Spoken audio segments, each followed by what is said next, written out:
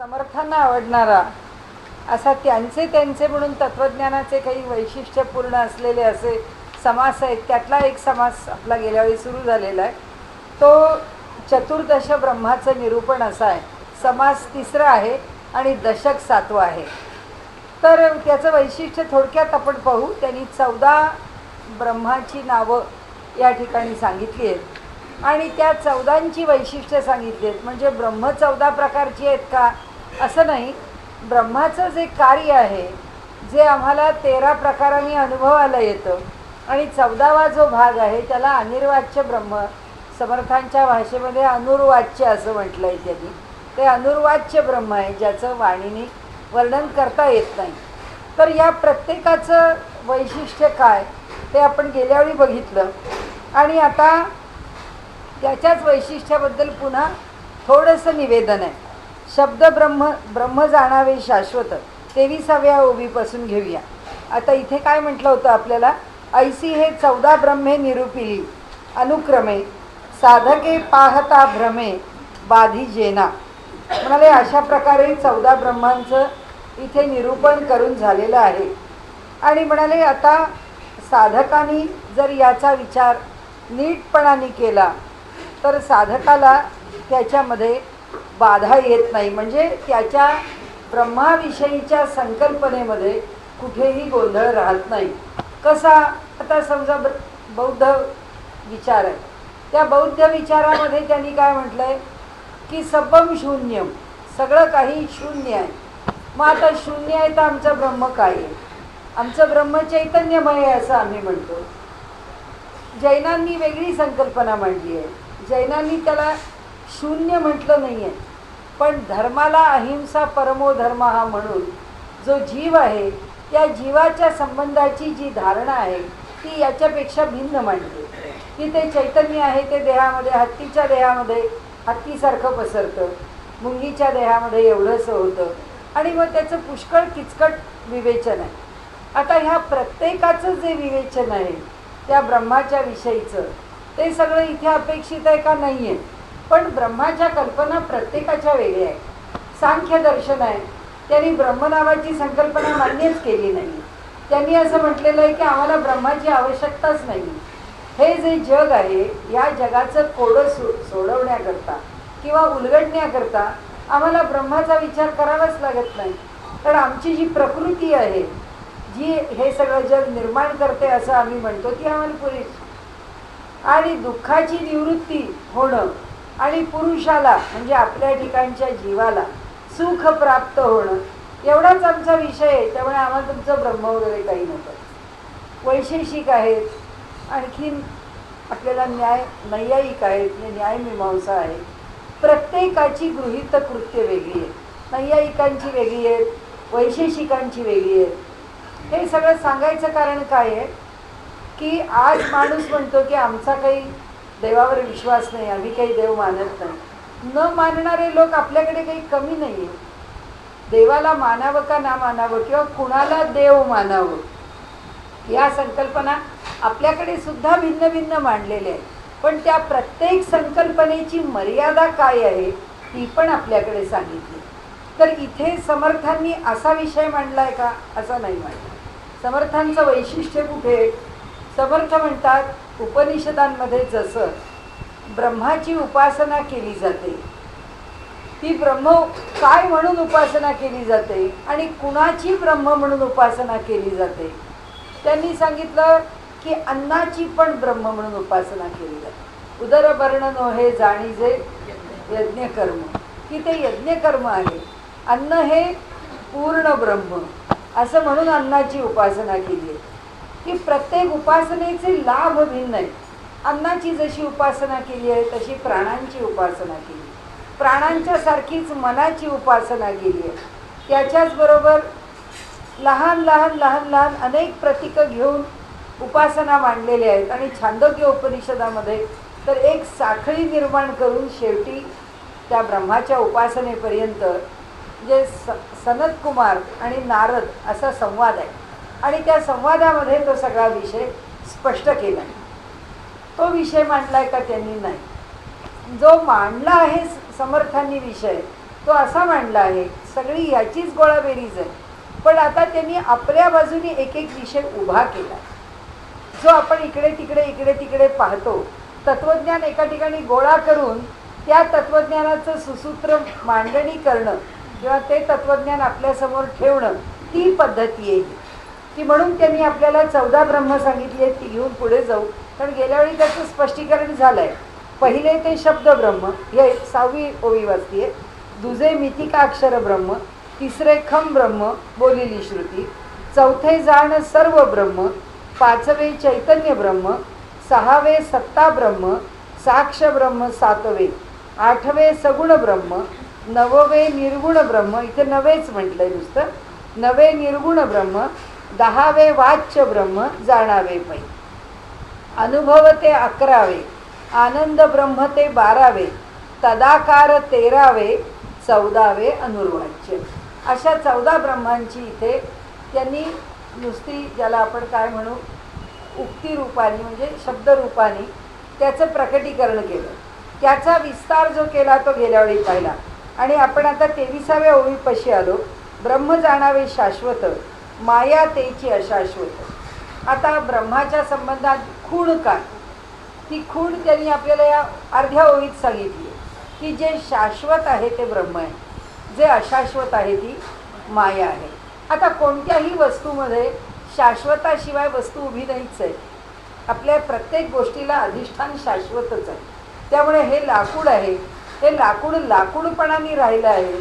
यातली जी माया आहे ती अशाश्वत आहे. हे लाकूड जळून टाकलं की जळून जाईल, पण ते लाकूड निर्माण होताना किंवा लाकूड असताना किंवा लाकूड जळून गेल्यावर सुद्धा त्याच्यामध्ये असणारं जे ब्रह्मरूप आहे ते संपत नाही, ते शाश्वत आहे. आणि म्हणून कुठल्याही वस्तूमध्ये शाश्वत आणि अशाश्वत भाग आहेच. जो शाश्वत आहे ते ब्रह्माचं रूप आहे, जो अशाश्वत आहे ते मायेचं रूप आहे. ते आपला देह आहे. आपल्या देहात तर पुष्कळच सोपं आहे समजायला, कारण त्यातलं जीव चैतन्य आहे, परमात्मा चैतन्य आहे. देहातले पंचमहाभूत प्रकृती किंवा माया आहे, हे सोपं आहे. पण हे जे दिसणारं जड जगत आहे ते जड जगत ब्रह्ममय आहे हे समजायला थोडं अवघड आहे. कारण आपण म्हणू हे कुठे चैतन्यमय असणार आहे, ह्याच्यात सगळी जडता आहे, म्हणजे ही फक्त माया आहे. माया का? कारण एकच प्रकृती झाडाच्या रूपाने उभी राहते, तीच प्रकृती दगडाच्या रूपाने उभी राहते, तीच प्रकृती पाण्याच्या रूपाने उभी राहते, तीच प्रकृती भूमीच्या रूपाने उभी राहते. आणि त्यामुळे या प्रत्येकातलं जे चैतन्य, आता भूमी आहे त्यातलं चैतन्य काय आहे? भूमी नुसती खडकाळ आहे, पण जे ओबडधोबड आहे, अधिक कठोर आहे, कठीण आहे. अशी असून सुद्धा त्या भूमीमध्ये पेरलेलं एवढंसं समजा नाचणी आहे, वरई आहे, याच्यासारखा अगदी क्षुद्र बी की ज्याच्या बीमध्ये किंवा त्या बीजामध्ये ताकद नाही, असं खोलवर रुजलेलं बी सुद्धा त्या जमिनीला, त्या कठीणपणाला फोडून वर येतं. जमिनीच्या कठीणपणाला फोडून वर येणं हा गुण जडाचा का चेतनाचा? हा त्यातल्या चेतनाचा. असा प्रत्येक गोष्टीमध्ये चैतन्य. भिंत भिंतपणाने का उभी राहिली? कारण चैतन्याने तिला ते धरण्याची ताकद दिली. म्हणून आम्हाला असं वाटतं की हे अंबुजा सिमेंट आहे, हे अमुक सिमेंट आहे, जाहिराती आहे, ते आपलं पक्क करतंय भिंतीला. पण भिंत पक्की होते ती ते सिमेंटच्या जाहिरातीने नाही होत. त्याच्यामध्ये त्याला धरून ठेवण्याची जी ताकद आहे, ती ताकद किंवा तो गुणधर्म कोण देतो? ते तो गुणधर्म चैतन्य देतो. ते चैतन्य तिथे प्रकट वावरत नाही. म्हणजे ते असं सारखं सांगत नाही, हा आता तुझ्या घराची 10 वर्ष झाली, आता याची स्ट्रेंथ 5% कमी झाली, असं काही ते ब्रह्मा आतून आपल्याला सूचना देत नाही. आपल्याला द्यायच्या त्या सूचना आपलं घर त्याच्या विस्कळीतपणामध्ये जे काही पडझड आहे ती दाखवेल आपल्याला.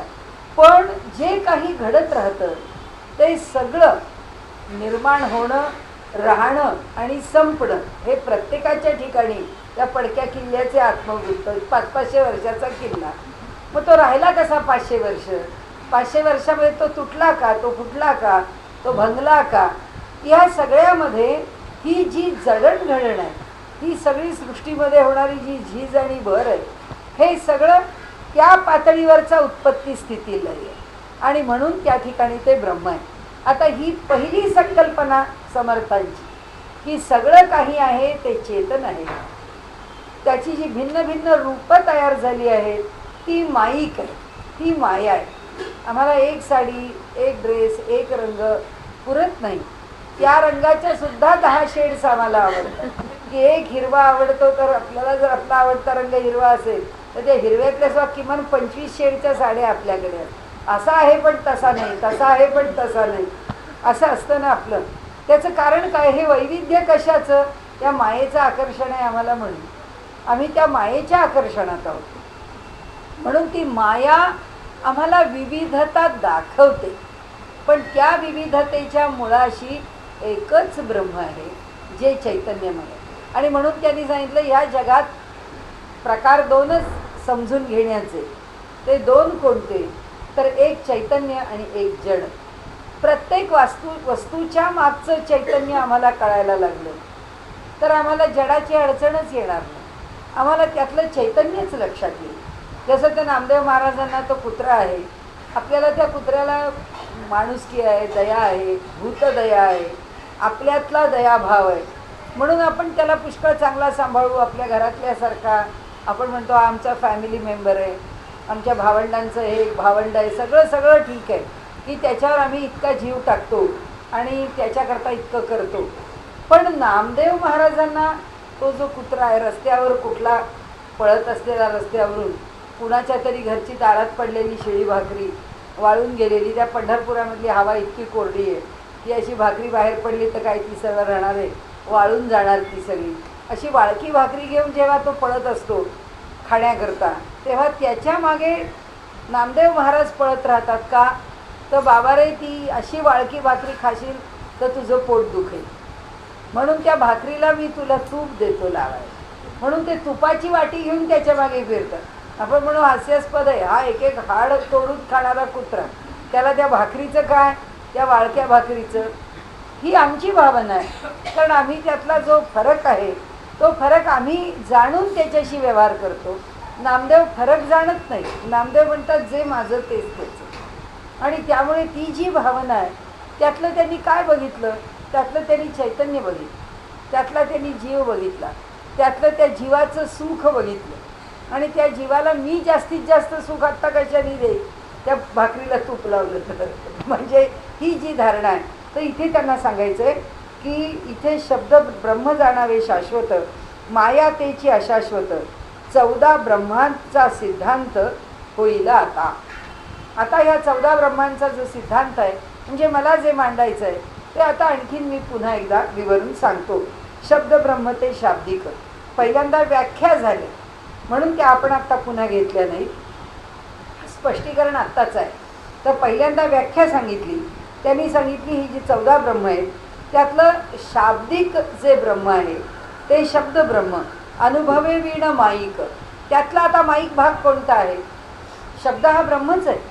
वास्तविक पाहता आपलं नाव, आता नेमकं माझं नाव देवाचंच आहे, जे देवीचंच आहे, मग म्हणता येणार नाही. पण आपण कुठलं तरी व्यवहारातलं एखादं नाव ठेवलं, सुमन ठेवलं किंवा काय शुभ्रा ठेवलं की ज्याला विशेषण आहे शुभ्र, शुभ्रचं शुभ्रा केलं.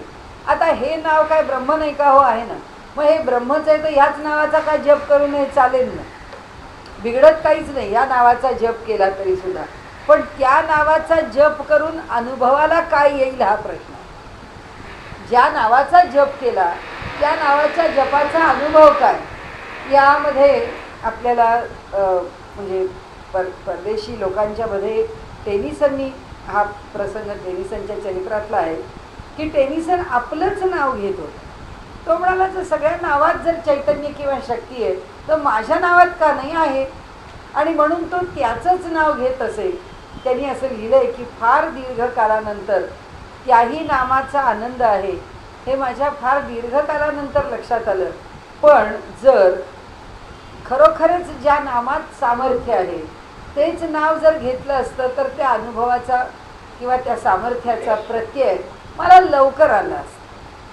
एवढाच फरक आहे की ईश्वराचं नाव आपण जाता येता घेतो, कोणतंही नाव घेतो, पण राम आपल्याकडे सांगितलं आहे की राम शेवटी काय म्हणतात तो विषय सोडून द्या, पण राम नावासारखं श्रेष्ठ नाव ह्या पृथ्वीतलावरती नाही. कारण का, ते ओंकाराला एकदम समांतर आहे. जसा ओम तसं राम. आणि त्यामुळे रामनाम खुल्लं आहे. जाता येता उठता बसता झोपलेलं असताना काही करताना रामनाम घेणं काही अवघड नाही. म्हणजे माणूस जेवतोय, खातोय, झोपतोय, काय व्यवहार करतोय, प्रवासात आहे आणि त्याच्या मनामध्ये रामनाम चालू आहे, तर त्याला दोष नाही. कारण त्या नामाच्या ठिकाणी असंच सामर्थ्य आहे की त्या ठिकाणी सगळ्या दोषांचं निराकरण झालेलं आहे. म्हणून त्या नामाला कोणतंही बंधन नाही. ज्याला मुक्त म्हणतात असं तुकाराम महाराजांनी रामनामाचं वर्णन नाही केलं, पण त्यांनी विठ्ठल नामाचं मोठेपण सांगितलं की चाल केलासे मोकळा, बोला विठ्ठल वेळोवेळा. चाल केलासे मोकळा म्हणाले, हे जे नियम आहेत ना, हे नियमच आता काही ठेवलेले नाही आहेत. चाल केलासे मोकळा की अमुक वेळा अमक्यानी अशा प्रकाराने हे नाम घ्यावं, विठ्ठलाचं नाम केव्हाही घ्या. आणि त्याच तुकाराम महाराजांनी सांगितलं की विठ्ठल मात्रा जेणे घ्यावी तेणे पथ्ये सांभाळावी. म्हणजे तेच एकदा सांगतात की चाल केलासे मोकळा, बोला विठ्ठल वेळोवेळा. तेच पुन्हा सांगतात की जेणे विठ्ठल मात्रा घ्यावी तेणे पथ्ये सांभाळावी. काय पथ्ये सांभाळावं? आचरणाचं सांभाळावं, चारित्र्याचं सांभाळावं, व्यवहाराचं सांभाळावं, व्रताधिकांचं सांभाळावं वगैरे वगैरे, त्यांना जे अपेक्षित आहे. आता इथे काय आपल्याला बघायचं आहे, इथे त्यांनी म्हटलं आहे की शब्द हे ब्रह्म आहे का? हो आहे. त्या ओंकाराची उपासना करत गेला तर तो त्या कैवल्यापर्यंत प्राप्त होईल. ज्या भगवंताचं नाव घेईल त्याचं दर्शन घेऊन त्याला त्याचा उत्तम असा अनुभव येईल. ज्या पद्धतीने त्याला अनुभवाची अपेक्षा आहे त्या पद्धतीचा अनुभव त्याला प्राप्त होईल. म्हणाले, पण जर आम्हाला त्या शब्दाचं ते महत्त्व कळलंच नाही आणि आम्ही शब्द कसाही वापरत चाललो तर तो शब्द माईक आहे. माईक आहे म्हणजे फसवा आहे, खोटा आहे, त्याचा काही लाभ नाही. म्हणजे आम्ही ज्याला शब्द ब्रह्म म्हटलं त्याच्याच बरोबर त्याच्यातला माईक भाग आम्ही सांगितला असं समर्थ म्हणतात. की एका बाजूने कसं आहे, शब्द ब्रह्म ते शाब्दिक शब्दाशी जोडलेलं, म्हणून मोठी माणसं मौनात राहतात, जास्त बोलत नाही, बोलून आपलं सामर्थ्य शक्ती तप खर्च करत नाही. कारण का, तर जे बोलायचं ते बोलणं इतकं मोजकं, इतकं आवश्यक तेवढंच.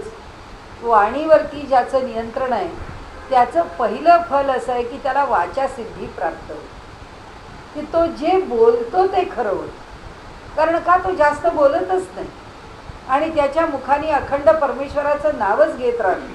आणि त्यामुळे जे काही तो बोलतो ते त्याच्या मुखातून आलेला शब्द. म्हणजे लोक म्हणतात, महाराज आपण आमच्यावर कृपा करा, महाराज आपण म्हणा की हे काम तुझं होईल. त्यांच्या तोंडातून आलं की आपल्याला वाटतं की नाही, आता त्यांनी म्हटलं ना हे होईल म्हणजे होईल. का असं वाटतं आपल्याला? त्याचं कारणच आहे की त्या वाणीला सामर्थ्य आलेलं आहे. ह्या सिद्धी आहेत त्या वाणीच्या पातळीवर प्राप्त होणार आहे. अर्थात ह्या विषयाकडे समर्थांनी आपल्याला वळवलं नाही. आपण फक्त माईक आणि शाब्दिक एवढ्याकरताच बघतो की शब्द हे ब्रह्म आहे का? हो आहे. पण शब्द हे ब्रह्मासारखं वापरतो का? व्यवहारात आपण जसं म्हणतो तसं शब्द हे अस्त्र आहे, जपून वापरा. तर तसं आहे परमार्थामध्ये की शब्द ही ब्रह्माचं स्वरूप आहे, पण ते कसंही वापरलं तर ते मायेचं स्वरूप तुमच्या प्रत्ययाला येईल. आणि म्हणून ते म्हणतात अनुभवे विण माईक. म्हणजे माणूस नुसता बोलत राहिला, जन्मभर कथा करत राहिला, जन्मभर प्रवचन करत राहिला, जन्मभर पोथी वाचत राहिला, जन्मभर व्रत आदी करत राहिला, पण त्या सगळ्याच्या मधून जर काही अनुभवच नाही आला तर ते म्हणाले हे फुकट आहे. की तोंडाने रोज उठून तत्त्वज्ञानाची चर्चा करणं हे फुकट आहे. मी आपल्याला ती कथा सांगितली की नाही माहीत नाही, ती बिरबल आणि अकबरांच्या संदर्भातली कथा आहे की एक वडील म्हणजे एक माणूस चांगला पंडित अकबराच्या दरबारामध्ये जाऊन त्यांना काही म्हणेल तो ग्रंथ वाचून दाखवत असे. त्यांनी त्यावेळी गीता चालू होती आणि त्यांनी सांगितलं की तुम्ही म्हणता की अनन्यश्चिंतयन्तो माम ये जना पर्युपासते, अशांचा मी योगक्षेम वाहतो. विचारे सांगितली आहे ना की अनेक वेळा त्यांनी निरूपण केलं, तरी सुद्धा एवढ्या निरूपणाच्या अंती सुद्धा राजाला काही ते पटेना. आता बिचाऱ्यांनी रोज एक ग्रंथ काढावा, पाहावं आणि जाऊन सांगावं, तरी नाही समाधान. शेवटी म्हणाले आता आपली वेळ कठीण आली, आता हा राजा जर नाराज झाला तर काय करील सांगता येत नाही. आणि घरी सचिंत होऊन शोधत राहिले. त्यांची मुलगी आली, ती म्हणाली बाबा तुम्हाला काय झालं, कशामुळे तुम्ही नाराज आहात, का मुळे आपल्याला एवढी चिंता वाटते. त्यांनी सांगितलं की बाळ हे असं आहे. ती म्हणाली बाबा तुम्ही ज्याच्यावर निरूपण करता आहात अनन्यश्चिंतयन्तो माम ये जना पर्युपासत, त्यांचा जर मी योगक्षेम वाहतो असा जर भगवंत म्हणतो तर तुम्हाला भय कशाचं, तो राजा विचारील का न विचारील याकडे. ते म्हणाले सुटलं बाळ माझं कोडं. दुसऱ्या दिवशी राजाचा निरोप आला, चला माझ्या दरबारात या, म्हणजे मला काय निरूपण करायचं आहे ते सांगण्याकरता प्रवचनाकरता या. त्यांनी सांगितलं आज मी येऊ शकत नाही आणि आजपासून मी येणार नाही. म्हणाले का नाही येणार, तर ते म्हणाले नाही काही मला आवश्यकता वाटत नाही. तेव्हा राजा आला त्यांना भेटायला आणि राजा म्हणाला असं का झालं. तो म्हणाला मी तुम्हाला इतक्या परीने विषय समजावला, तुम्हाला तो विषय पटला नाही. याचा अर्थ असा आहे की मी तुम्हाला हे स्पष्टीकरण देण्याला दुबळा आहे, मग काय करू, त्यापेक्षा मी न आलेलं बरं. म्हणजे राजाला मी न आलेलं बरं हे सांगण्याची हिंमत द्यायला सुद्धा तेवढी ईश्वरावरच्या श्रद्धेची अनुभूती यावी लागते. त्यांनी सांगितलं की शब्दाला ब्रह्म आहे म्हणताना त्या ब्रह्मा रूपाची जर अनुभूती आली तर ठीक आहे, नाही तर नुसतंच अनुभवाच्या शिवाय ती मायाच आहे. म्हणजे बोलणारा बोलतच राहतो, तो म्हणतो हो मला माहिती आहे. कोणाच्या प्रवचनाला गेलं, एक प्रवचनकार आहे दुसऱ्याच्या प्रवचनाला जातो, तेव्हा तो म्हणतो हा काय सांगतो मला माहिती आहे, हा काय सांगतो मला माहिती आहे. माहिती सगळंच आहे, शब्द सगळेच माहिती आहे, अनुभव काय आहे. आणि म्हणून त्यांनी इथे म्हटलं की शब्दांनी विषय जाणणं काही फार अवघड नाही आहे, अनुभवाने विषय जाणणं अवघड आहे. म्हणून शाश्वताचा विवेक तेथे नाही. म्हणजे जेव्हा अनुभवाच्या शिवाय शब्दज्ञान चालतं तेव्हा शाश्वत गोष्ट प्राप्त होत नाही. शाश्वताचा विवेक याचा अर्थ शाश्वत आणि अशाश्वत त्या दोन एकमेकांच्या परस्पर विरोधी गोष्टी आहेत. म्हणजे जोपर्यंत हा शब्दाचेच खेळ करत बसतो तोपर्यंत त्याला अशाश्वत काय आहे हे त्याला कळलं नाही. हा फक्त शब्दाचा खेळ करतच फिरत राहतो. जसं आपण बोलू नये पण आजकालच्या काळामध्ये योगाचा विचार केला तर जो योग म्हणजे आता योगाचा योगाच झालाय, तो योगा आज फक्त किफिट प्रोग्राम आहे. म्हणजे शरीराच्या उलट्या सुलट्या कोलांट्या मारणं म्हणजे योग आहे. तो खरा योग आहे का, तो खरा योगच नाही आहे. योगाचं जे फल आहे ते त्या 4 एक्सरसाइजेसमधून माणसाला मिळत नाही. कुठे ती 4 आसनं करून त्याचं फळ मिळत नाही. का मिळत नाही, कारण त्या आसनामधल्या शाश्वताचा आणि अशाश्वताचा आम्ही विवेक करत नाही. म्हणजे त्या प्रत्येक गोष्टीमधला विवेक आम्ही केला. आमचं अन्न आमच्या घरामध्ये आम्हाला पुष्ट होणारं का ठरत नाही, कारण त्या अन्नाचा ब्रह्म म्हणून आम्ही विवेक करत. जेव्हा आम्हाला ते अन्न ब्रह्म आहे असं वाटेल तेव्हा त्या अन्नाचा काय आदर करायचा तो आपण आपल्या घराप्रमाणे आणि आपल्या स्वभावाप्रमाणे करू. ज्या दिवशी त्या अन्नाचा आदर होईल त्या दिवशी ते अन्न आम्हाला परब्रह्मच आहे. आणि म्हणून प्रत्येक त्यांनी काय सांगितलं, शाश्वत आणि अशाश्वत आहे. शब्दांनी पुष्कळ मांडता येईल पण अनुभवाने जेव्हा त्यात तो विषय समृद्ध होईल किंवा सत्य होईल किंवा तो प्रत्ययाला येईल तेव्हाच खरा. म्हणून त्याला विवेक म्हणतो. की शाश्वताचा विवेक किती, आम्ही 100% विवेक करू का, नाही करणार. पण आमच्या आयुष्यात काहीतरी विवेक होईल का, होईल. कोणत्याही गोष्टीबद्दल आमच्या मनामध्ये त्यातल्या चांगल्या गोष्टीचा विवेक करता येईल न होईल. म्हणजे उद्या असं आम्ही म्हटलं की घरीच अन्न केलं की त्याचा संस्कार होतो, बाहेरून आणलं तर होत नाही. आता असं आहे, जीवनच इतकं बदललं आहे की माणूस बाहेरच्या गोष्टीवरती पुष्कळ अवलंबून आहे आणि बाहेरून तो पुष्कळ आणतो, पुष्कळ खातो. त्याच अन्नावर आता आम्ही चांगला संस्कार करायचा असं म्हणणं आम्हाला भाग आहे. ते आम्ही जे बाहेरून आणलं ते अन्न आम्हाला खायचं आहे, ते कोणत्या संस्कारातलं आहे कोणाला माहिती, त्याचा काय उपयोग होईल. हा त्याचा निगेटिव्ह ॲप्रोच आहे. त्याच्याबद्दलचा बदललेल्या परिस्थितीमध्ये त्याला पॉझिटिव्ह आम्ही अप्रोच काय देऊ शकतो, त्याच्याकडे सकारात्मक दृष्टिकोनातून कसं पाहू शकतो. आलेलं अन्न आहे, आपल्या उंबरठ्यातून आत आलं, आता त्याच्यावरचा संस्कार आपल्या घरातला, त्या अन्नाला देवापुढे ठेवावं, त्या अन्नाचा नैवेद्य दाखवावा. त्या अन्नावरती कुठल्या ना कुठल्या तरी, आपण पूर्वी जेवायला बसताना त्रिसुपर्ण सूक्त म्हणत असतो, की त्रिसुपर्ण सूक्ताशिवाय अन्नाचं ग्रहण होत नसे का, तर त्या त्रिसुपर्ण सूक्तामुळे त्या अन्नातलं जे जे बल देणार आहे आणि जे जे पुष्ट करणार आहे ते ते आमच्या शरीरामध्ये बल आणि पुष्ट देण्याकरता समर्थ होतं. आम्हाला ते पुष्टी देत असेल, आम्हाला ते सामर्थ्य देत असेल, आम्ही ते सोडून दिलं. आता हे बाहेरून आणलेलं अन्न आहे, त्या अन्नावरती जर आम्हाला ते जास्त अनुकूल व्हावं, संस्कार करावा, आपला भाव आहे, आम्ही त्याच्यावर तुळशीपत्र ठेवलं, आम्ही देवापुढे ठेवलं, आम्ही देवाला नैवेद्य दाखवला, आम्ही त्याच्यापुढे स्तोत्र म्हटलं नाही, आम्ही त्याला नैवेद्य दाखवल्याशिवाय ग्रहण नाही केलं. नैवेद्य म्हणजे देवाला अर्पण केल्याशिवाय. देवाला अर्पण करण्याची काय पद्धत आहे, मंत्रांनी केली, स्तोत्रांनी केली, सूक्तांनी केली. देवाला अन्नाचा भोग चढवणं म्हणतात, त्या पद्धतीने भगवंताला ते सक्रिय अर्पण केलं, मग स्वीकार. पुष्कळ प्रकार आहे. आणि म्हणून त्यांनी इथे सांगितलं की कोणत्याही कृतीमध्ये आम्हाला शाश्वत आणि अशाश्वताचा विवेक करता येतो का.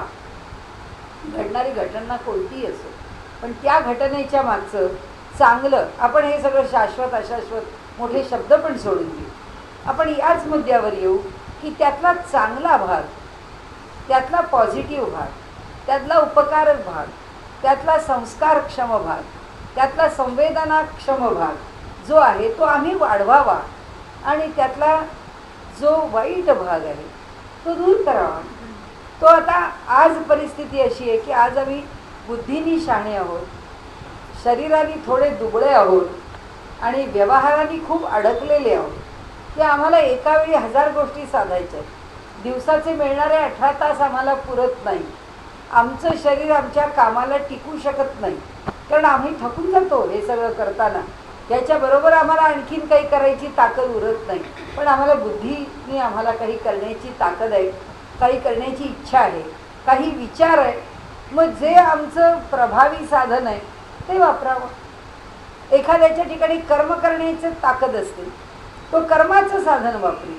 एखाद्या ठिकाणी ज्ञानाची ताकद आहे, तो ज्ञानाचं साधन वापरेल. एखाद्या ठिकाणी योग्यासारखा मनुष्य आहे, तो चित्ताचं साधन. आपलं बळ कशात आहे, आपले बलाचे जी स्थानं आहेत, आपली बलस्थानं, त्या बलस्थानाने आपण आपल्या जीवनामध्ये शाश्वताचा भाग वाढवावा आणि अशाश्वताचा कमी करावा, हे त्याचं सूत्र आहे. आणि म्हणून त्यांनी सांगितलं पुढे, जे क्षर ना अक्षर, म्हणजे जे नाशही पावत नाही आणि जे अविनाशी आहे, तेथे कैचे मितिका अक्षर, तिथे कुठलं म्हणाले, एका अक्षर ब्रह्म, शाश्वताचा विचार तेथेही न दिसे.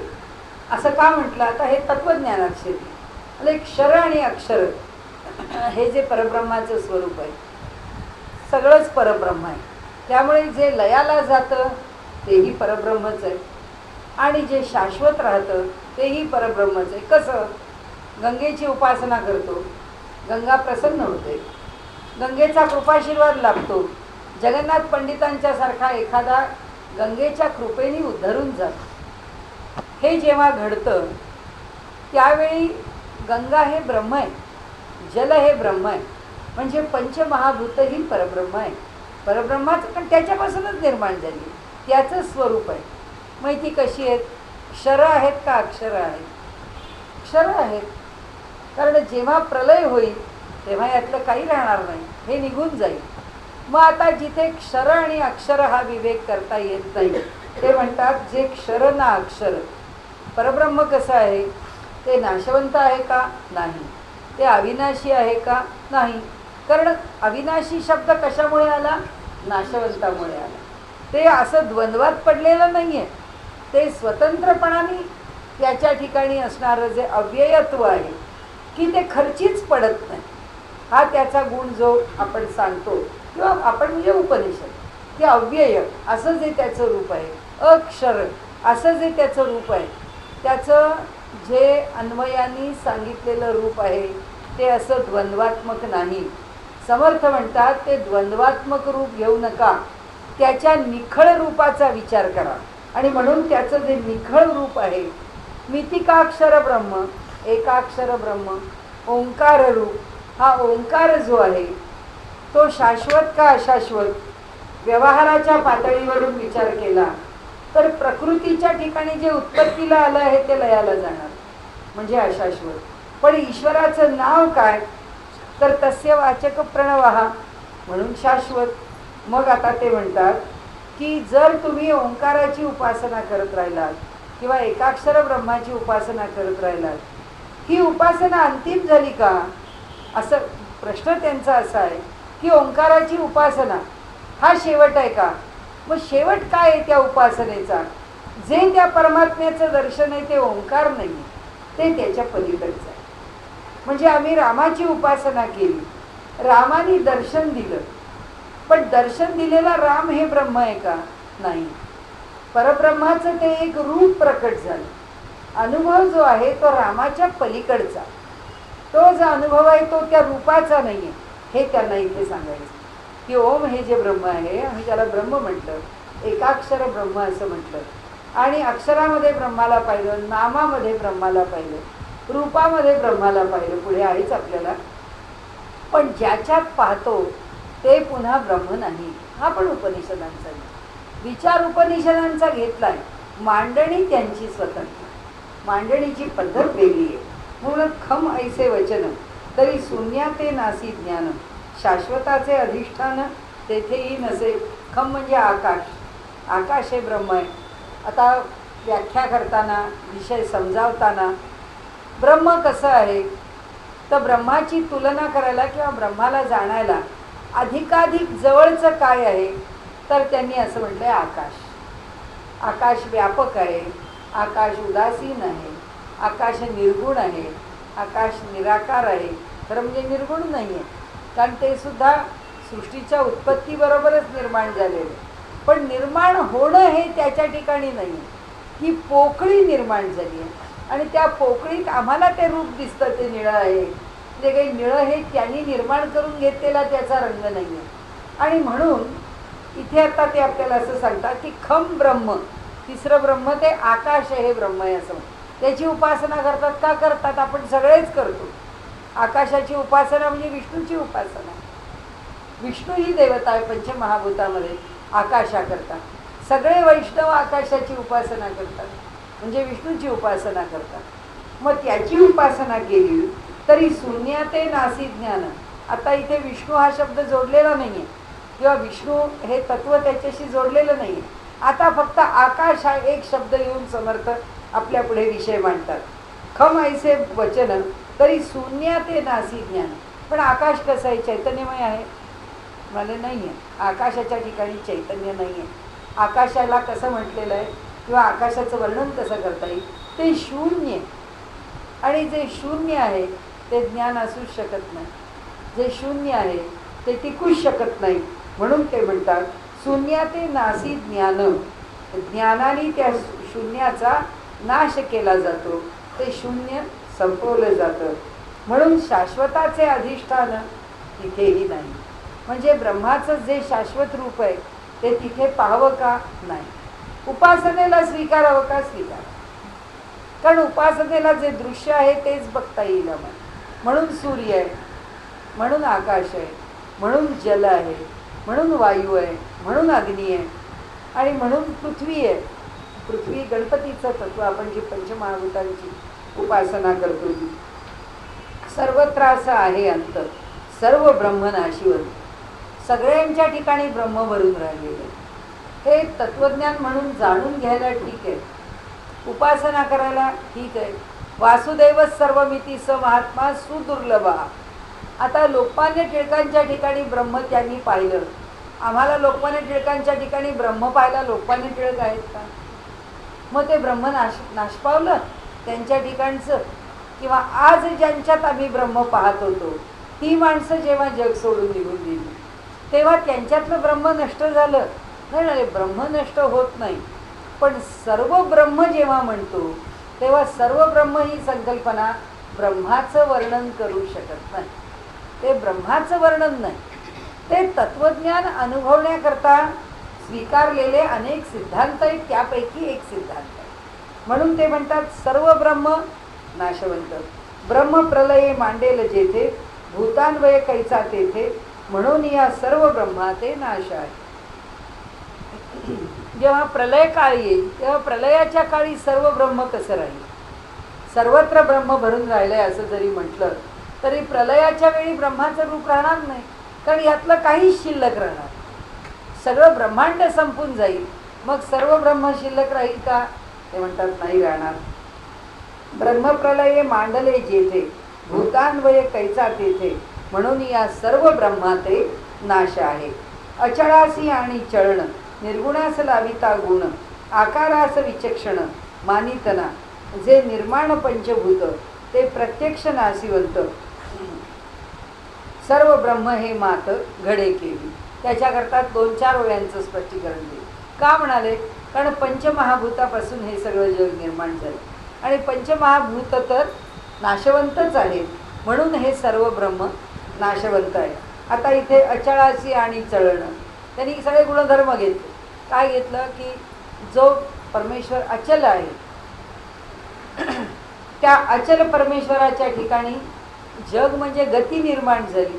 गती म्हणजे उत्पत्ती, स्थिती आणि लय, ही गतीच आहे. आम्ही सूर्यमालिकेमध्ये पृथ्वी फिरते, गतीच आहे. पृथ्वी स्वतःभोवती फिरते, गतीच आहे. पृथ्वी सूर्याभोवती फिरते, गतीच आहे. आणि त्या गतिमान पृथ्वीवर आम्ही वावरतो म्हणजे आम्ही गतिमानच आहोत. आम्हाला गतीच आहे, फक्त ती गती आम्हाला कळत नाही. फक्त ब्लड प्रेशर झालं आणि पित्त वाढलं की गती कळते, चक्कर यायला लागते, आम्हाला चक्कर येते, तोपर्यंत काही आम्हाला गती कळत नाही. पण ही पृथ्वी गतिमान आहे तेव्हा आम्ही गतिमानच आहोत. आणि म्हणून त्यांनी इथे म्हटलंय की निर्गुणास लाविता गुण, तो परमात्मा निर्गुण आहे पण त्याला गुण लावले. कोणते लावले? सत्व, रज आणि तम, हे 3 गुण त्याच्या मागे लावले. त्याच्यापासून काय निर्माण झालं? पंचमहाभूत. आणि त्या पंचमहाभूतापासून काय निर्माण झालं? हे जग. म्हणजे म्हणाले यातलं काय शाश्वत राहणार आहे? यातलं काही शाश्वत राहणार नाही. म्हणजे सर्व ब्रह्म शाश्वत राहणार का? नाही. असं समर्थांनी आपल्याला समजावून सांगितलं की नाही राहणार. म्हणाले असो आता हे बहुत, सर्व ब्रह्म नाशिवंत, वेगळेपणाचा अंत पाहणे कैचे. म्हणाले वेगळेपणाला अंत आहे. कशापासून वेगळेपण? त्या परब्रह्मापासून वेगळेपण. आणि वेगळेपण आलं का? हो आलं. कारण 3 गुण निर्माण झाले का? हो झाले. कारण ते जर झाले नसते तर 5 महाभूत निर्माण झाली नसती, ती झाली नसती तर आम्ही जन्माला आलो नसतो.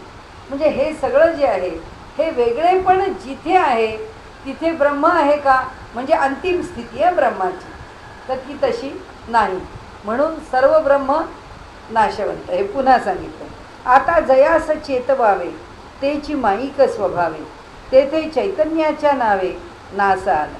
आता पुढे आलं चैतन्य ब्रह्म. आपण म्हणतो जे जे चैतन्य. आता आपलं तत्वज्ञान काय सांगतं की तुम्ही चैतन्य मानलं की तुम्ही आमच्या जवळ आला, आणि तुम्ही चैतन्य नाही मानलं की आमच्या तत्वज्ञानापासून दूर गेला.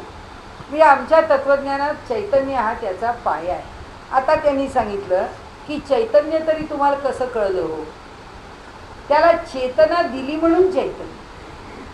म्हणजे ते ब्रह्म जे आहे ते निर्विकार आहे. त्याला कोण चेतना देणार? ते काय हलणार नाही, ते बोलणार नाही. ते त्याच्या ठिकाणी स्फुरण. यामध्ये आपल्या ऋग्वेदामध्ये नासदीय सूक्त म्हणून आहे, त्या सूक्तामध्ये वर्णन केलेलं आहे की जग निर्माण होण्याच्या पूर्वी ते परब्रह्म कशा स्वरूपामध्ये राहत होतं. तर त्यांनी म्हटलं की ते त्याच्या ठिकाणी आहे, ते त्याच्या ठिकाणी स्फुरण पावत राहिलेलं आहे. त्याला गती देणं, त्याला चेतना देणं, हा काय व्यवहार आहे? आता जयास चेतवावे त्याची माईक स्वभावे. आता या चेतवावे मधला आपण बारीक फरक बघू. आता इलेक्ट्रिसिटी आहे, ती आज आमच्या घरामध्ये खेळती आहे, तिला पण आम्ही चेतवलंच आहे ना, कारण ती कुठंतरी निर्माण केली. किंवा पाण्यापासून निर्माण केली, थर्मल निर्माण केली, कशापासूनही निर्माण केली, किंवा ॲटॉमिक एनर्जीमधून निर्माण केली, पण ती इलेक्ट्रिसिटी निर्माण केली. निर्माण केल्यानंतर ती एका ठिकाणी स्टोअर केली. कुठेतरी ती साठवून ठेवली. जिथे कुठे तिला साठवून ठेवली त्याच्यापासून ती आमच्या घरापर्यंत आणली. मग ते आता जमिनीच्या आतून आणा, जमिनीच्या वरून आणा, पण ती आमच्यापर्यंत आणली, आमच्या घरापर्यंत आणली. आमच्या घरात आम्ही मीटर बसवलं, त्या मीटरपर्यंत ती आली आणि त्या मीटरमधून आमच्या घरात ती खेळवली. म्हणजे चेतना कोणाला दिली? पंचमहाभूतातल्या कोणाला तरी चेतना देऊन, भले उष्णतेला चेतना दिली, थर्मल म्हणजे उष्णतेपासून निर्माण केली. वरून पडणाऱ्या धबधब्यांपासून, पाण्यापासून जेव्हा निर्माण करतात, त्या गतिमान पवनचक्कीवरून जशी निर्माण करतात तशी सुद्धा निर्माण करता येईल. तेव्हा जलाला प्राधान्य असेल, नाही तर वायूला प्राधान्य असेल, कुठे अग्नीला प्राधान्य असेल, किंवा कुठे केमिकल्सना प्राधान्य असेल. ते आपण काही केमिकल्सच्या मधून ती निर्माण केली. जसं ॲटॉमिक एनर्जीमध्ये की ॲटॉमिक एनर्जी कशी निर्माण केली? रेडिओ ॲक्टिव्ह एलिमेंट्स घेतले आणि तिच्यावरती काय जे आम्ही प्रोसेस केली, प्रक्रिया केली, तिच्यावर ज्या घडल्या क्रिया, त्या क्रियांमधून ती इलेक्ट्रिसिटी निर्माण झाली. म्हणजे ती निर्माण करण्याकरता कुणाला तरी एकाला चेतना दिली आणि त्या चेतनेपासून त्याचा आम्ही अनुभव घेतला. तर आता ते म्हणतात हे चैतन्य ब्रह्म जे आहे ते असंच आहे, हे शक्ती ब्रह्म आहे. कारण ही चेतना जी आहे ही त्याच्या ठिकाणचं जे चैतन्य आहे ते आमच्या प्रत्ययाला कसं येतं? ते प्रत्ययाला येतं त्याचं कारण असं की आम्हाला त्याचा गुणधर्म कळतो. ती वीज आहे, ते ढगावर आपटले आणि त्याच्यातून वीज निर्माण झाली. म्हणजे ढगांनी ढगावरती आपटल्यानंतर चेतना मिळून ती विद्युत शक्ती निर्माण झाली. अशा प्रकारे जे चैतन्य रूपाने प्रकट होणारं ब्रह्म आहे ते काय स्वयंभू आहे? कारण प्रश्न काय आहे की जे स्वतःच्या ठिकाणी आहे त्याला निर्माण करणारा दुसरा कोणी नाही, असं चेतन ब्रह्म आहे का? नाही. कारण आमच्या सगळ्यांच्या ठिकाणी चैतन्य भरून आहे. पण हे सगळं ब्रह्मांड संपलं तर हे चैतन्य कुठे जाणार आहे? हे काही शेवटी प्रत्येकातलं चैतन्य राहणार नाही आहे, हे स्वतंत्रपणे व्यापार करणार नाही आहे. म्हणजे ज्या क्षणी ईश्वराला वाटेल की हा सगळा उभा केलेला खेळ पसारा हा बंद करून टाकावा, तर तो हे सगळं जे आमची जी जीव निर्माण केले ते काय तो वेगळे ठेवेल का? त्या सगळ्याला एकत्र करून आपल्यामध्ये सामावून संपवून टाकले. म्हणजे त्याला स्वतंत्र अस्तित्व आहे का? ज्याला आम्ही चैतन्य म्हणतो. म्हणजे आता विज्ञानातला आणि तत्वज्ञानातला शब्दातला बारीक फरक आहे. आपण चैतन्य म्हणतो आणि विज्ञान चेतना म्हणतो. ते चेतना मानतं, ते चैतन्य मानत, हा फरक आहे. चैतन्य आम्ही बोलतो ते कोणत्या अर्थाने चैतन्य शब्द वापरतो? इथे समर्थांनी काय केलंय, प्रत्येक शब्दाला तासून तासून तासून त्याला त्याच्या एका अर्थापाशी मोठा दृढ केला. आम्ही चैतन्य शब्द ढोबळपणाने वापरतो. आम्ही कोणालाही हे कर्मयोगी आहेत म्हणतो, तो काय खरा कर्मयोगी असतो का? कुठेतरी 4 गोष्टी केलेल्या असतात, सामाजिक कार्यकर्ता असतो, आपण म्हणतो यांनी यांचं उभं जीवन यामध्ये घालवलं, हे महान कर्मयोगी आहे. तर ते जसे वापरून गुळगुळीत केलेले शब्द आहेत, तसाच आपण चैतन्य शब्द गुळगुळीत केला तत्वज्ञानात वापरताना. आणि इथे समर्थांनी त्याचा नेमका अर्थ आपल्या पुढे ठेवला की चैतन्य म्हणजे ज्याला चेतना देऊन या जगामध्ये ते शक्तिरूपाने प्रकट होऊन लोकांच्या समोर प्रकट आहे. आता ती शक्ती आहे तर तत्वज्ञानाच्या दृष्टीने ती माया आहे. शक्ती आहे परमेश्वराची तर ती खरी माया आहे. पण आता तिला माया म्हटलेलं नाही आहे, तिला आता चैतन्य असं म्हटलं आहे. तेव्हा चैतन्य ही शक्ती पण म्हटलं नाही आहे, चैतन्य हे ब्रह्म आहे असं म्हटलं. म्हणजे मायेला बाजूला केलं आहे आणि भगवंताची शक्ती हा गुण इथे दाखवला. म्हणजे समर्थांना काय म्हणायचं आहे, जेव्हा आम्ही चैतन्य म्हणतो तेव्हा आम्हाला भगवंताचा हा एक गुण प्रत्ययाला आहे. हा गुण प्रत्ययाला येणं म्हणजे अंतिमतः ब्रह्माचं स्वरूप आहे का? नाही. म्हणून समर्थ म्हणतात चैतन्य हे ब्रह्माचं अंतिम रूप आहे का? नाही.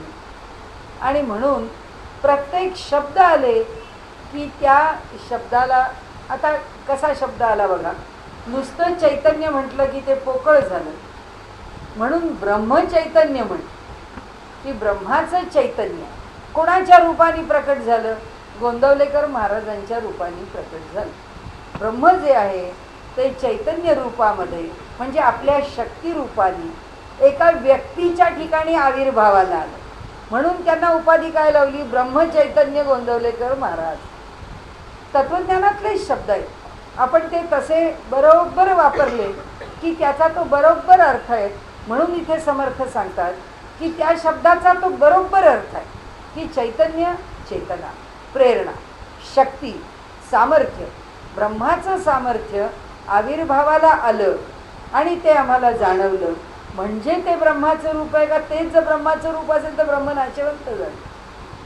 कारण रूप आलं की ते नाशवंत झालं आणि म्हणून म्हणाले ते नाशवंत झालं. म्हणजे चैतन्य या शब्दाने जर ब्रह्माचं वर्णन केलं तर ते नाशवंतच आहे. मग नुसतं चैतन्य म्हणून चालणार नाही, म्हणून ब्रह्मचैतन्य. मग ते ब्रह्मचैतन्य कुणाच्या रूपाने आविर्भावाला आलं? म्हणून गोंदवलेकर. म्हणजे ज्या ज्या उपाधी दिल्या जातात त्या उपाधी पूर्ण विचारांती येत, भाषा पूर्ण विचारांती येते. पुढे ते म्हणतात परिवारे वीण सत्ता, ते सत्ता नव्हे तत्वता. पदार्थे वीण साक्षता, तेही मिथ्या. परिवारे वीण सत्ता, काहीतरी सत्ता कुणावर गाजवायची? समर्थांनी आमच्यापुरती सत्ता छोटीशी सांगितली. त्या कुटुंबात तरी आपल्याला काहीतरी किंमत असते. हे आपण आपलं कोणी घरात ऐकत नसलं तरी कुणी एखादं तरी ऐकतं.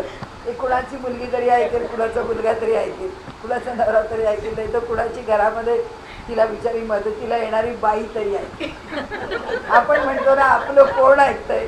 कोणी ऐकत नाही. त्यांनी सांगितलं सत्ता गाजवायला तरी आपला परिवार पाहिजे. कुणावरती तरी सत्ता त्याची चालायला.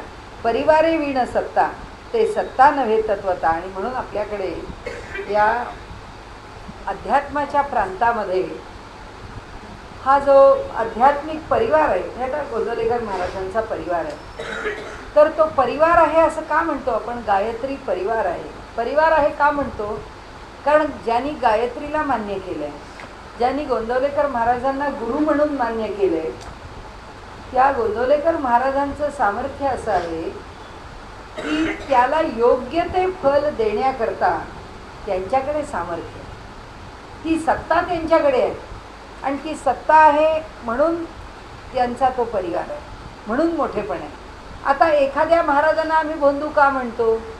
त्याचं कारण परिवार आहे, पण त्या परिवाराला सांभाळून देण्याचं सामर्थ्य त्यांच्याकडे आहे का? ज्या तऱ्हेने त्याला सांभाळला पाहिजे.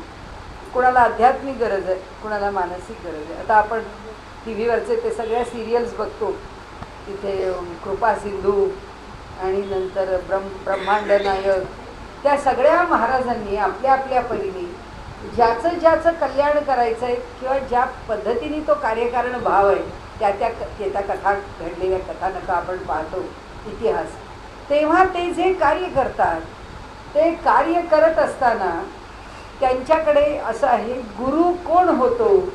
ज्याला शिष्याची जबाबदारी घेता येते तो.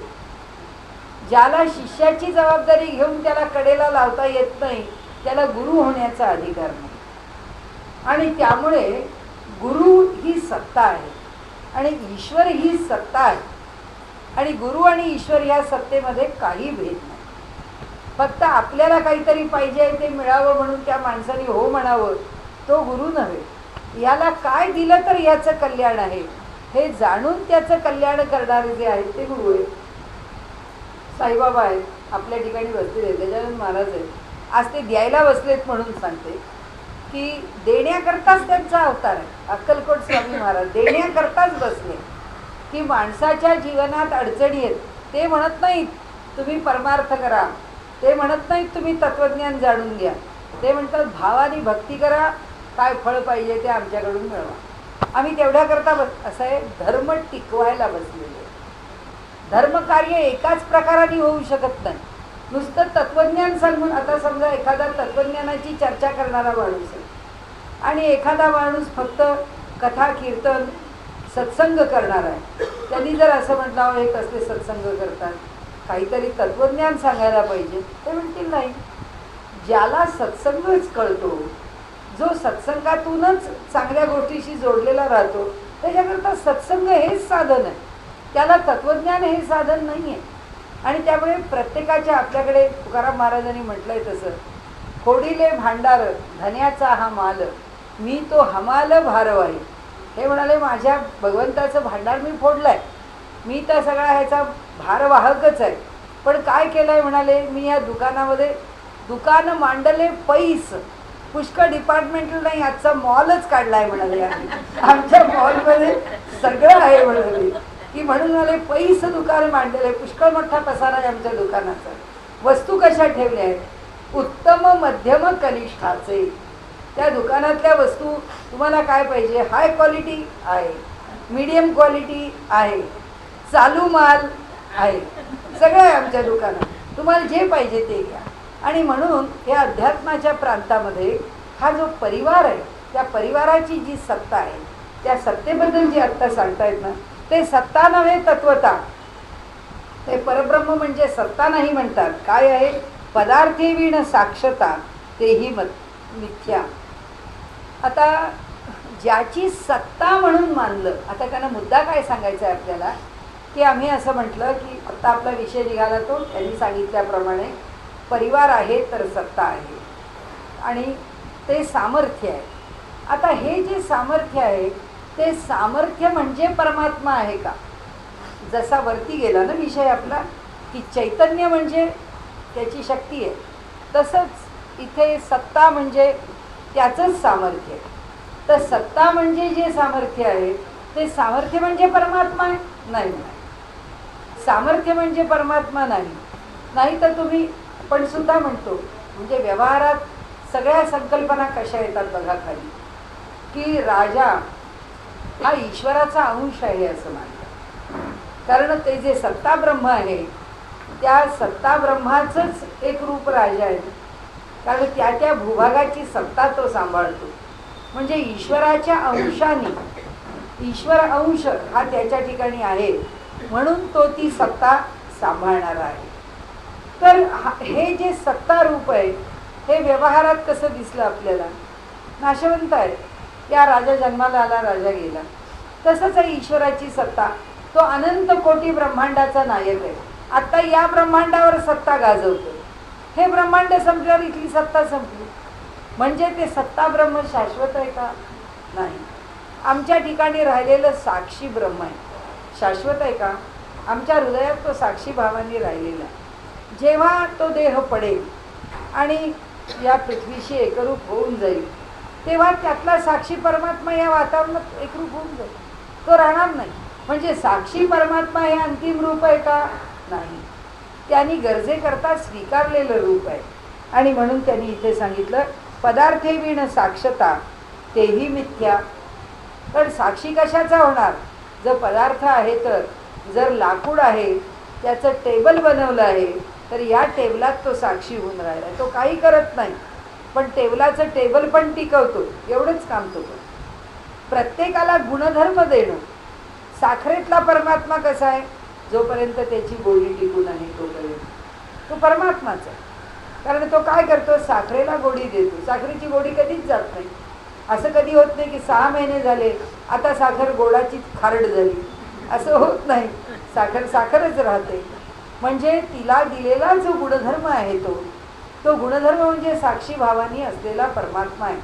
पण साखरच संपली, आता आपण खाऊन टाकली, म्हणजे काय झालं? त्या साखरेतलं साक्षी ब्रह्म आम्ही खाऊन टाकलं, मग आता ते कशाला साखरेतलं साक्षी ब्रह्म राहिलं? तसं आहे की आपल्यातलं साक्षी ब्रह्म आहे, नाही राहिलं. ते म्हणाले या जगामध्ये ते परब्रह्म भरून राहिलं. ते कसं कसं भरून राहिलं हे जाणा. म्हणजे समर्थांना आपल्याला शहाणं करायचं की प्रत्येक गोष्टीच्या मागे परब्रह्माची सत्ता कशी चालते ती समजून घ्या आणि कशी चालते ती समजून व्यवहार करा. म्हणून ते पुढे सांगतात सगुणास नाश आहे प्रत्यक्षास प्रमाण काय. म्हणाले सगुण आहे त्याला नाश आहे, म्हणून प्रत्यक्षाला काय प्रमाण आहे? असं प्रत्यक्षाला काय प्रमाण आहे म्हणजे आपण आत्ता प्रत्यक्ष आहोत. आत्ता आपण असे अगदी चालते बोलते हिंडते फिरते सगळे उत्तम आहोत. एखाद्या माणसाला जाता जाता ठेच लागली, पायाला रक्ताची धार लागली, लगेच डॉक्टरांकडे जायला लागलं, 2 इंजेक्शन घ्यायला लागली, पायाला ड्रेसिंग करायला लागलं, मग माणूस अहो मी आत्ताच चांगली चालत आलो, इथे मला कळलं नाही आणि पायाला ठेच लागली. आता प्रत्यक्षाला काय प्रमाण आहे? माणूस सांगतो अहो आत्ताच चांगली होती, अहो होती पण आता आहे का? म्हणजे त्यांचं म्हणणं असं की प्रत्यक्षात काय घडतं त्याला काय प्रमाण आहे का? की आत्ता हा असा चांगला आहे, असा हा म्हणजे वन पीस फिट असाच जन्मभर राहणार आहे, याला काही प्रमाण आहे? म्हणाले या सुनामी आले, अमुक हजार गोष्टी. म्हणजे निसर्गाला सुद्धा त्यांनी निसर्ग असाच राहील. आता तो हिमालय उंची कमी होते, बर्फ वितळतोय, वातावरणात पर्यावरण आहे, सगळं बदललं. कशाला प्रमाण आहे? कशालाही प्रमाण नाही. आता पावसालाच सध्या प्रमाण नाही, बाकी सगळं सोडूनच दे. तो आता हस्ताचा पाऊस किती दिवस चाललाय कोणाला माहिती, चाललाच आहे. त्याला काय प्रमाण आहे? की आम्ही असं म्हणतो की शेवटी जाता जाता पाऊस सप्टेंबर महिन्यात 4-4:30ला गरजायला लागतं, 5:30-6पर्यंत पाऊस थांबतो. असं एक आठवडा 1.5 आठवडा झाला, त्या नक्षत्राचा कुठला तरी एक भाग जोरदार येतो आणि पावसाळा जातो. तो गरजत येतो आणि गरजत जातो. आता कुठला नियम राहायला सांगा? म्हणजे ह्या प्रत्यक्षाला काही प्रमाण नाही. आणि म्हणून ते सांगतात सगुणास नाश आहे. कारण तो प्रत्यक्ष आहे ना, सगुण दिसतं आहे ना ईश्वराचं रूप. जे दिसतं आहे ते जे ईश्वराचं दिसणारं रूप आहे त्याला काय प्रमाण देणार आहे तुम्ही? आत्ता दिसतं, हो मी पाहिलं, पाहिलं काय प्रमाण आहे तुम्ही पाहिलं त्याला? असं ते म्हणतात. तो जो सगुण परमात्मा आहे त्याला नाश आहे. प्रत्यक्षाचं प्रमाण काय? सगुण ब्रह्म निश्चये नाशिवंत. कारण का? रामाने जन्म घेतला, राम निघून गेले. कृष्णाने जन्म घेतला म्हणजे परमात्म्यानेच जन्म घेतला, परमात्मा निघून गेला, तो कुठे राहिला? म्हणजे सगुण परमात्मा सुद्धा शाश्वत रूपाने राहत नाही. सगुणामध्ये आला की तो जातो. मग कसा? त्याचा अवतार ठरलेला आहे की आत्ता आपल्याला आपण कुठेतरी चाललो. आता माझ्या ओळखीच्यांचा आज एकाचा फोन आला तेव्हा मला त्यांची घटनेची आठवण झाली. ते त्यांच्या घरावर लोणावळ्याच्या घरात वरती शाकारायला म्हणून चढले आणि ते सगळं साफ करता करता त्यांच्या लक्षात आलं आपला पाय सटकला आणि वरून पाय घसरला. आता एवढ्या उंचीवरून पूर्वीची ती 2 मजली घरं, खाली सगळी दलदल घाण, आणि वरून ते जे खाली पडले ते म्हणले बाबा देवा आता नारायणा तूच वाचव. आणि आश्चर्य असं की 2 मजली वरून पडलेलं त्यांचं शरीर खरचटलं सुद्धा नाही. तर ते म्हणाले की एवढा मी खाली पडलो पण मला काही झालं नाही. म्हणजे काय? परमेश्वराचीच माझ्यावरती कृपा आहे की त्यांनीच माझ्या, तुम्ही क्राईम पेट्रोल पाहता की नाही मला माहीत नाही, त्या क्राईम पेट्रोलचा परवाचा जो भाग आहे ते मूल त्या मुलीनी किती उंचीवरून टाकलंय, ते मुलाला खरचटलेलं सुद्धा नाही. 2 मजल्यावरून त्या मुलाला खाली टाकलं तर ते मूल जिवंत राहिलं. म्हटलं आता धन्य आहे. आणि त्यांनी सांगितलं इथे की इथे जे सगुण ब्रह्म आहे त्या सगुण ब्रह्माला जो नाश आहे, जे दिसतं आहे ते तसं नाही आहे, जे दिसतं आहे ते तसं राहत नाही, त्याच्यामध्ये जे बदल होत जातात. म्हणाले निर्गुण ऐसे जे नाव त्या नावाचं कैचा ठाव. म्हणाले ज्याला निर्गुण असं म्हटलेलं आहे त्या निर्गुण नावाला कैचा ठाव. म्हणजे त्याला कशात पाहावं? जर त्याला गुणच नाही म्हणजे आम्ही काय पाहू शकतो? जे सत्व रज आणि तमात आहे ते जर सत्व रज तमात नाही तर ते आम्हाला पाहता येईल. तर मग त्याच्याबद्दल काय बोलायचं? आम्ही काय सांगायचं? ते आहे. आम्ही जे पाहिलं नाही ते आहे म्हणायचं. तर ते म्हणतात निर्गुण ऐसे जे नाव त्या नावास कैचा ठाव, गुणे विण गौरव येईल कैचे. आम्हाला जर त्याचा गौरव करायचा तर ते गुणात आलंच पाहिजे, ते सत्व रज तम याच्यामध्ये आलंच पाहिजे. त्याच्याशिवाय आम्ही त्याचा गौरव करूच शकत नाही. आणि म्हणून त्यांनी सांगितलं की निर्गुण ब्रह्म म्हणता याचा अर्थ काय? जे आपण प्रत्येक वेळी विनोदाने म्हणतो की निर्गुणी भजन म्हणजे काय? म्हणजे काही नाही, फक्त त्याच्या निर्गुण रूपाचं वर्णन करणारे शब्द वापरून रचलेली भजन. पण शेवटी ते शब्दात आलं की ते गुणातच आलं आणि शेवटी ते निर्गुणी राहतच नाही. पण म्हणजे हा सगळा जो निर्गुण शब्दाचा त्यांनी आपल्याला एक उलगडा करून दिला आहे तो असा केला. म्हणाले निर्गुण हा शब्द जो गुणात आणल्याशिवाय कुठे कळतोय आम्हाला? तो गुणात आणल्याशिवाय आम्हाला कळणारच नाही. त्यामुळे ते निर्गुण आहे असं म्हणायला आपल्याला जागा नाही असं त्यांनी इथे म्हटलंय. म्हणजे चाललंय काय की निर्गुण ब्रह्म हे सुद्धा ब्रह्म नाही असं म्हणायचं आहे. हाच विषय. माया जैसे मृगजळ ऐसे बोलती सकळ का ते कल्पनेचे आभाळ नाथिलेची. आता मायेचं वर्णन करतात. माया जैसे मृगजळ.